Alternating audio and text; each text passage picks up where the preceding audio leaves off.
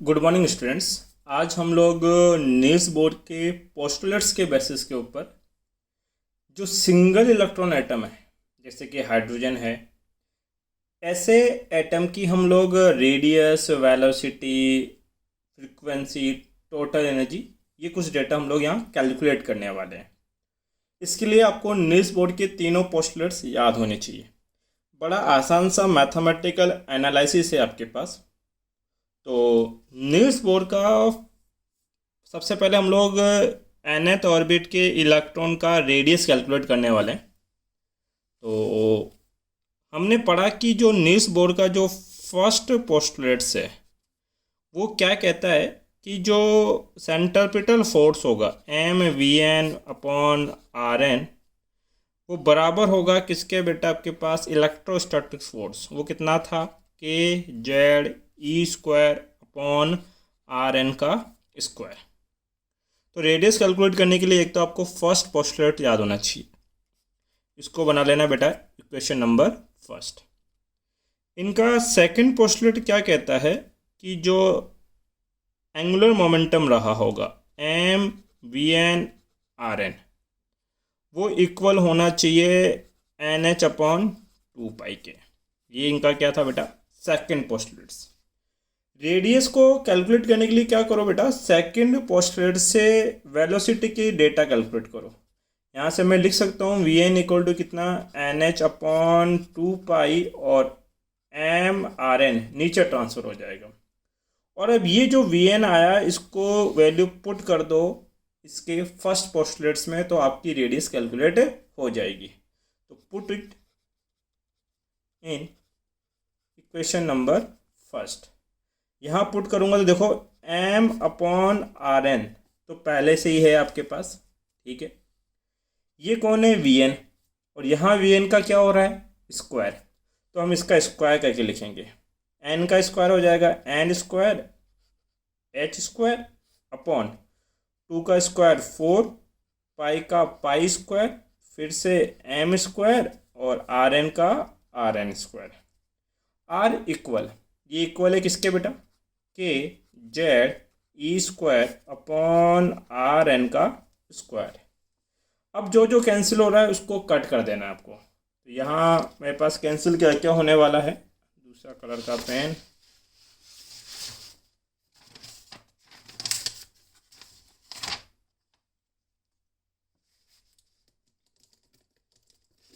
Sorry देखो क्या क्या कट हो रहा है बेटा। एक तो एम से, चल जा भैया, एम से, चलो एम से एम, एक एम कट हो गया। आर एन स्क्वायर से आर एन स्क्वायर कैंसिल हो गया। हमें रेडियस कैलकुलेट करनी है, हम आर एन को कैलकुलेट करेंगे।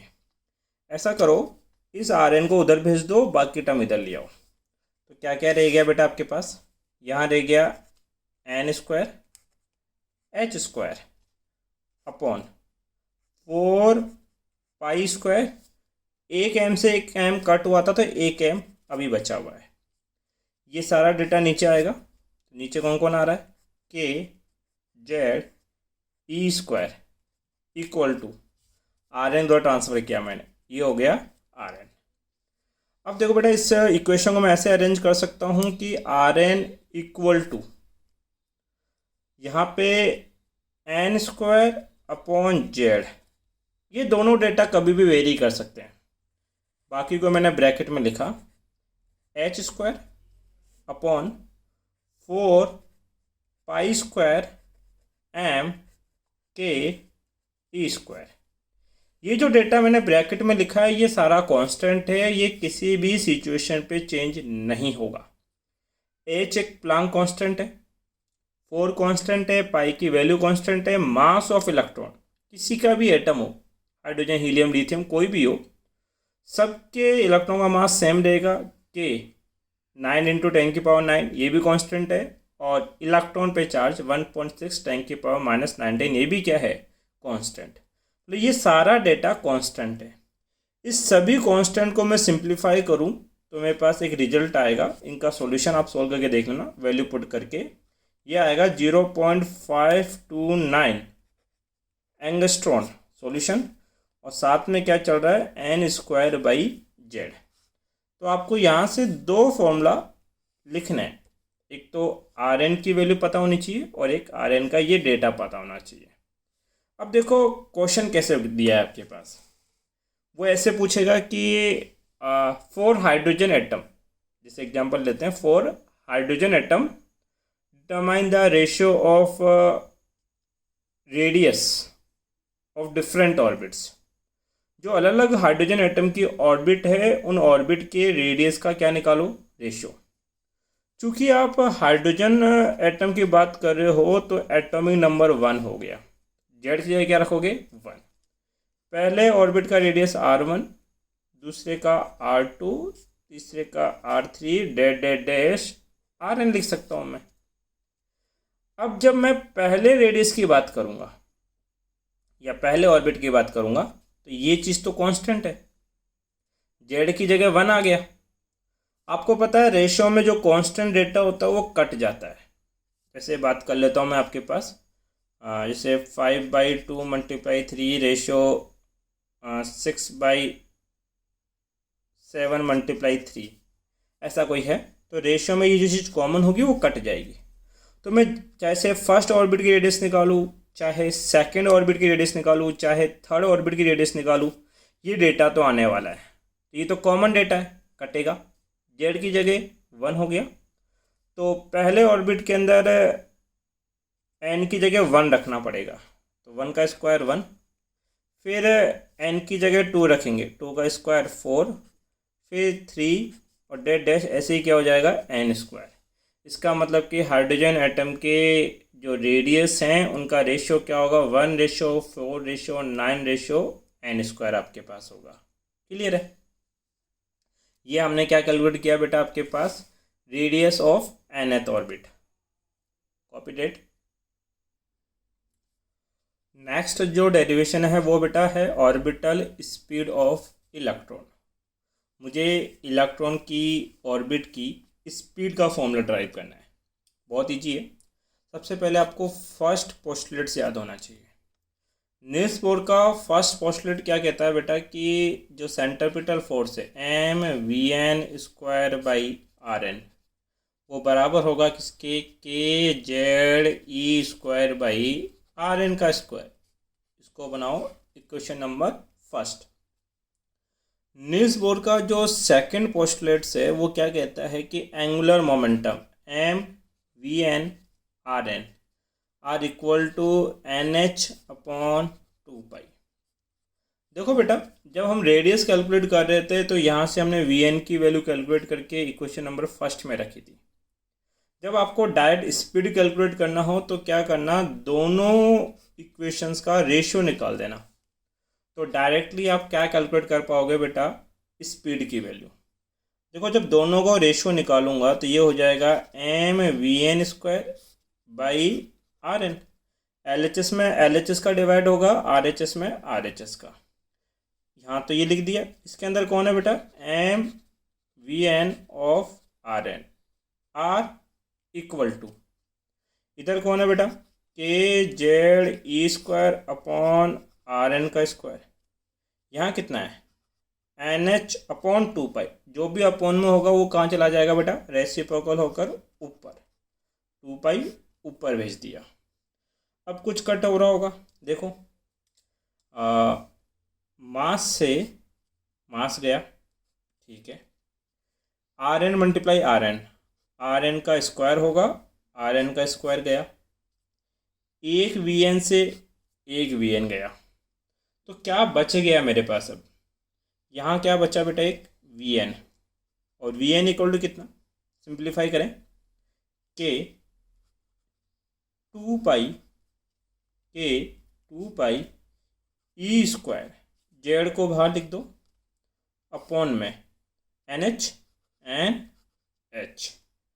यहाँ ध्यान दे, ये जो डेटा मैं ब्रैकेट में डाल रहा हूँ ये तो अपॉन में है, ये जो डेटा मैंने ब्रैकेट में डाला है वो कांस्टेंट है। k की वैल्यू 9 × 10⁹, 2 कांस्टेंट, पाई 3.14 या 22/7, इलेक्ट्रॉन का चार्ज 1.6 10 की पावर -19, h की वैल्यू 6.63 10 की पावर -34। तो ये सारे डेटा क्या है बेटा? कांस्टेंट। इन सब डेटा को जब हम सिंप्लीफाई करेंगे तो nth ऑर्बिट की वेलोसिटी का फॉर्मूला हो जाएगा z/n, और इसको सॉल्व करने पे कितना आता है बेटा आपके पास? 2.2 10 की पावर 6। चूँकि हमने स्पीड कैलकुलेट करी है तो यूनिट हो जाएगा मीटर पर सेकेंड। तो ये तो क्या हुआ बेटा आपके पास? nth ऑर्बिट की वेलोसिटी का फॉर्मूला, और ये उसका डेटा। अगर आपसे एक एग्जांपल सोल्व कराया जाए कि हाइड्रोजन एटम के डिफरेंट ऑर्बिट की इलेक्ट्रॉन की वेलोसिटी का रेशियो निकालो, डेट मीन वो क्या कैलकुलेट करवाना चाहता है? फर्स्ट ऑर्बिट की वेलोसिटी, सेकंड ऑर्बिट की वेलोसिटी, थर्ड ऑर्बिट की velocity, that dash nth orbit की वेलोसिटी का रेशियो। ध्यान दो, जब हम इस डेटा को एनालाइज करते हैं तो we solve for hydrogen atom, और हाइड्रोजन एटम के लिए एटॉमिक नंबर 1 रह गया मेरा। z इक्वल टू 1 है Vn, z की जगह 1 रखेंगे, और ये डेटा जो है वो सभी रेशियो के अंदर कांस्टेंट चलेगा। ये तो कैंसिल आउट होगा। डिपेंडेंसी किस पे होगी? ऑर्बिट नंबर पर, क्योंकि पहले ऑर्बिट के लिए n 1 होगा, सेकेंड ऑर्बिट के लिए ये 2 होगा। तो रेशियो क्या आएगा? पहले के लिए 1/1, फिर 1/2, फिर 1/3, डेट डेट डैश 1/n आपके पास। ठीक है, इस तरह से सिंप्लीफाई करने के लिए बोलेगा।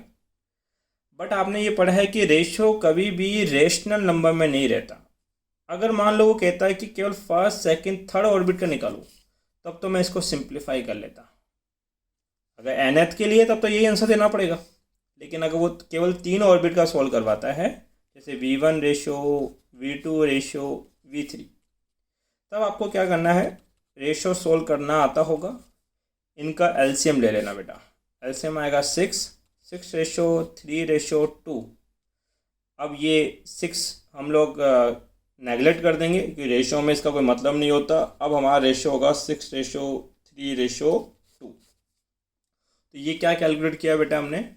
Orbital speed of electron. जो अगला डेरिवेशन है एनर्जी का हम करेंगे आगे, या फ्रीक्वेंसी का करेंगे, तो उसके अंदर हमें वेलोसिटी का ये फॉर्मूला और जो पीछे हमने रेडियस का एक फॉर्मूला ड्राइव किया था वो दोनों आपको साइड में लिखे हुए होने चाहिए। Copy that. जो नेक्स्ट डेरिवेशन है वो पूछता है बेटा ऑर्बिटल फ्रीक्वेंसी ऑफ इलेक्ट्रॉन। आपने पढ़ा है कि ये न्यूक्लियस है और इस न्यूक्लियस के अराउंड ये इलेक्ट्रॉन रिवोल्यूशन करता है कितनी वेलोसिटी से? Vn वेलोसिटी से। अगर ये रेडियस जो है वो कौन से ऑर्बिट का है? Rn ऑर्बिट का आपके पास रेडियस है। तो 1 सेकंड में ये जितने साइकिल कंप्लीट करेगा that is called orbital frequency. Frequency को बेटा मैं न्यू n से कंसिडर कर रहा हूँ, और जो फ्रीक्वेंसी होती है वो टाइम पीरियड का रेसिप्रोकल होता है। टाइम पीरियड का क्या होता है? रेसिप्रोकल। आपने ये पढ़ा है कि जो स्पीड होती है वो क्या होती है आपके पास? Distance by time. डिस्टेंस को नीचे ले जाओ तो स्पीड बाय डिस्टेंस हो जाएगा 1/टाइम। मतलब कि इस 1/टाइम पीरियड को मैं लिख सकता हूँ स्पीड बाय डिस्टेंस। ठीक है, एक चीज बताओ, इलेक्ट्रॉन किस पाथ पे मूव कर रहा है? सर्कुलर पाथ पे। और इस सर्कुलर पाथ पे एक साइकिल चलने के लिए उसको अपना एक सरकमफ्रेंस पूरा करना पड़ेगा, और वो सरकमफ्रेंस ही क्या बनेगा इसका बेटा? डिस्टेंस बनेगा। इसका मतलब कि जो फ्रीक्वेंसी होगी न्यू एन किस स्पीड से मूव कर रहा है? Vn स्पीड से। और कितना डिस्टेंस कवर करेगा? एक सरकमफ्रेंस। सर्कल का सरकमफ्रेंस कितना होता है? 2 ऑफ Rn। क्लियर है? तो nu N equal to Vn की वैल्यू क्या होगी? ये हम पीछे पढ़ चुके हैं। Vn जैसे हमने पढ़ा था उसका फॉर्मूला कितना था आपके पास? Z/n of k e² of 2 upon में कितना बेटा? h। ऐसे ही हमने रेडियस का फॉर्मूला भी पढ़ा था। तो ए डेज का फॉर्मूला दिखा देता हूँ मैं आपको। ये था कुछ आर एन की वैल्यू कितनी थी, N square by Z of H square upon 4 pi square M K E square आपके पास। क्लियर है बेटा? चलो आपको क्या करना है, प्रीवियस डेटा से वी एन और आर एन की वैल्यू यहाँ पुट कर देनी है, तो आपकी फ्रीक्वेंसी कैलकुलेट हो जाएगी। वी एन की जगह क्या रखूँगा बेटा मैं, Z by n of k E square of 2 pi by h. नीचे क्या चल रहा है बेटा, 2 पाई आर एन की जगह क्या रखेंगे हम लोग, N square of H square. नीचे जो भी था वो रेसिप्रोकल होके ऊपर चला जाएगा, मतलब कि Z 4 pi square M K E square, ये ऊपर चला गया। अब जो जो कॉमन है उसको कैंसिल आउट करना है हमें। तो क्या क्या कट रहा है, 2 पाई से तो 2 पाई गया, ठीक है। इसके अलावा आई थिंक कुछ भी नहीं कट रहा। अरेंज करो, new N equal to z multiply z square, k multiply के स्क्वायर, ई स्क्वायर मल्टीप्लाई ई स्क्वायर ई की पावर 4।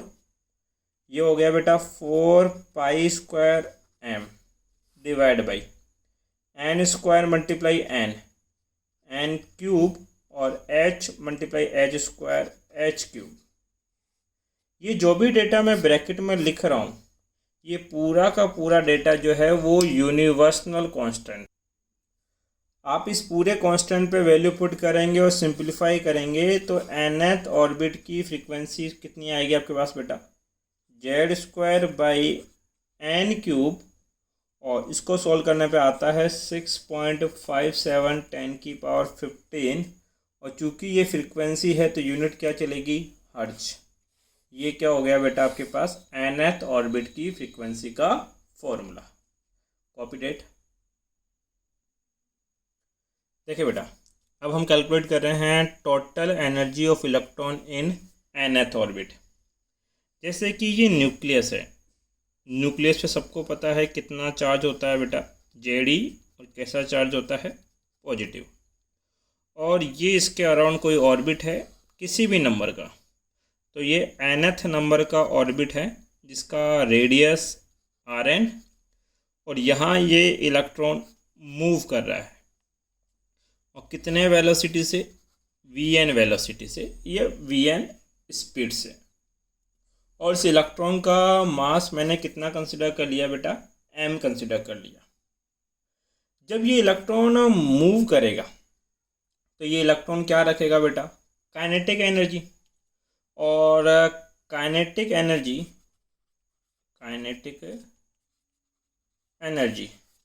कितनी होगी वो हम कंसिडर कर लेते हैं बेटा, E/K/N। काइनेटिक एनर्जी का फॉर्मूला आपको पता है क्या होता है, half mv square, half mass of electron, move तो इलेक्ट्रॉन कर रहा है, m, और ई स्क्वायर, सॉरी वेलोसिटी का स्क्वायर, तो nth ऑर्बिट है तो vn स्क्वायर। बट हम इस काइनेटिक एनर्जी के फॉर्मूले को थोड़ा सा मॉडिफाई करेंगे।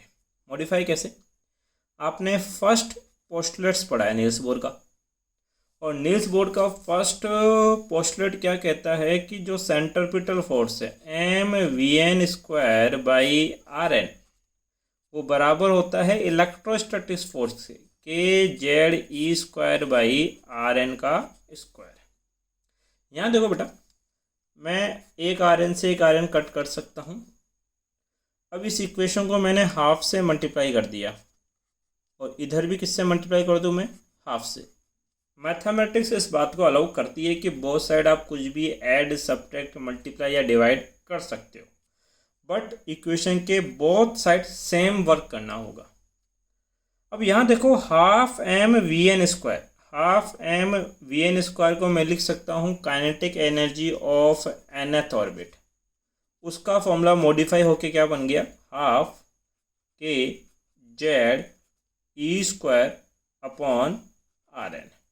हमें ये फॉर्मूला रिक्वायर्ड है इलेक्ट्रॉन की टोटल एनर्जी कैलकुलेट करने के लिए। ये तो क्या है बेटा इसका काइनेटिक एनर्जी। ये इलेक्ट्रॉन किसी ऑर्बिट में रिवॉल्व करेगा। अब यहाँ पे दो चार्जेस हैं, एक है इलेक्ट्रॉन और एक है न्यूक्लियस का चार्ज Ze, और इनके बीच का डिस्टेंस कितना है Rn। आपने पढ़ा है चैप्टर नंबर 3 पोटेंशियल वाले में कि दो चार्जेस, पहला चार्ज Q1 दूसरा चार्ज Q2 और इनके बीच का डिस्टेंस R हो तो इनके बीच की पोटेंशियल एनर्जी का फॉर्मूला होता है K Q1 Q2/R। तो ये इलेक्ट्रॉन जब यहाँ मूव करेगा तो काइनेटिक एनर्जी के साथ साथ ये पोटेंशियल एनर्जी भी रखेगा। तो यहाँ इसकी इलेक्ट्रोस्टैटिक्स पोटेंशियल एनर्जी का फॉर्मूला क्या बनेगा? तो potential energy of nth orbit, उसका फॉर्मूला हो जाएगा कि फर्स्ट चार्ज कितना Ze, second charge minus of E upon इनके बीच का डिस्टेंस Rn। सिंप्लीफाई करो तो पोटेंशियल एनर्जी का फॉर्मूला कितना हो जाएगा, माइनस का K Ze²/Rn। क्लियर है इतनी सी बात? ध्यान दे बेटा, यहाँ पे ये इसका पोटेंशियल एनर्जी का फॉर्मूला है। मुझे क्या कैलकुलेट करना है? मुझे इसकी टोटल एनर्जी कैलकुलेट करनी है। तो टोटल एनर्जी क्या होगी? Sum of potential energy plus of kinetic energy. यहाँ मैं निकाल रहा हूँ बेटा इसकी टोटल एनर्जी। टोटल एनर्जी को मैं कंसिडर कर रहा हूँ बेटा En। ये होगा सम ऑफ पोटेंशियल एनर्जी, तो potential energy plus sum of kinetic energy. Potential energy का फॉर्मूला देखो कितना है, माइनस का Kze²/Rn, माइनस का Kze²/Rn, फिर प्लस काइनेटिक एनर्जी का फॉर्मूला कितना है, हाफ Kze²/Rn, हाफ Kze²/Rn। यहाँ देखो बेटा Kze²/Rn दोनों में कॉमन है, Kze²/Rn कॉमन ले लो आपके पास, तो ये कितना रह जाएगा आपके पास टोटल, यहाँ -1, यहाँ कितना बेटा आपके पास +½ तो -1 में से +½ सब्ट्रैक्ट करोगे तो -½ बचेगा। ये हो जाएगा माइनस का Kze²/Rn। ये मेरे पास फॉर्मूला बना किसका बेटा, nth ऑर्बिट का। ये बना बेटा हमारे nth ऑर्बिट के रेडियस का फॉर्मूला आपके पास। ठीक है, अब इसको थोड़ा कंपेयर कर लेते हैं। ध्यान दो, तो Kze²/Rn, सॉरी पहले यहाँ देखते हैं, हाफ Kze²/Rn किसके बराबर होती है बेटा, काइनेटिक एनर्जी के। यहाँ देखो आपके पास, सॉरी -1 में से +½ गया तो माइनस का हाफ बचेगा ना, -½ ये जो प्लस का 1/2 Kze²/Rn है, इसको मैं क्या लिख सकता हूँ बेटा आपके पास, काइनेटिक एनर्जी। तो nth नंबर की जो टोटल एनर्जी होती है वो काइनेटिक एनर्जी के नेगेटिव वैल्यू के क्या होती है बेटा, इक्वल। एक रिलेशनशिप ये पता लगा हमें।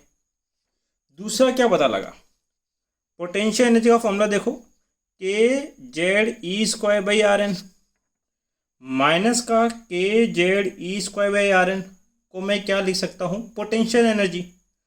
तो जो nth नंबर की, कौन से नंबर की, nth नंबर की जो टोटल एनर्जी होती है वो पोटेंशियल एनर्जी के हाफ के क्या होती है बेटा, इक्वल। ये दोनों रिलेशनशिप आपको पता होने चाहिए। अभी फॉर्मूला कंप्लीट नहीं हुआ है, फॉर्मूला कंप्लीट तब होगा जब आप यहाँ पे nth ऑर्बिट के रेडियस का फॉर्मूला रख दोगे। तो आप पीछे पढ़ के आए हो, क्या पढ़ा आपने बेटा, मेरे पास पेज है,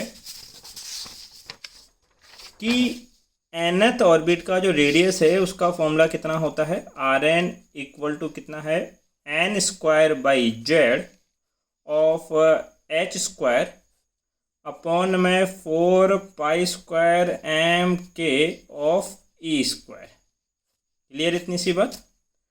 इस Rn की वैल्यू यहाँ रख रहा हूँ मैं, तो nth ऑर्बिट की टोटल एनर्जी का फॉर्मूला कितना हो जाएगा, माइनस का half K Z E square divide by Rn की जगह क्या रखेंगे, n square of h square. अब जो भी नीचे आएगा वो रेसिप्रोकल होकर ऊपर चला जाएगा। तो ऊपर क्या क्या जाने वाला है आपके पास बेटा, नीचे जो भी है Z 4 pi square M K E square आपके पास, ठीक है। कुछ कट रहा होगा, ये 2 है, इस 4 से काट दो 2 बचेगा, बाकी कुछ कट नहीं रहा है। तो देखो यहाँ पे बेटा माइनस साइन है, Z multiply Z, Z square upon N square, बाकी सब ब्रैकेट में रख दो, के मल्टीप्लाई के स्क्वायर, ई स्क्वायर मल्टीप्लाई ई स्क्वायर, ई की पावर 4, और फिर क्या बच रहा है आपके पास बेटा, 2 पाई स्क्वायर एम अपॉन में एच स्क्वायर। ये जो भी डेटा मैं ब्रैकेट में रख रहा हूँ ये सब कांस्टेंट है। यहाँ से इसको सोल्व करेंगे तो जो एनर्जी आएगी वो किस में आएगी बेटा, जूल में। बट मुझे इसके एनर्जी का फॉर्मूला कैलकुलेट करना है इन टर्म्स ऑफ इलेक्ट्रोवोल्ट, इसलिए मैं एक इलेक्ट्रॉन के चार्ज से डिवाइड कर रहा हूँ।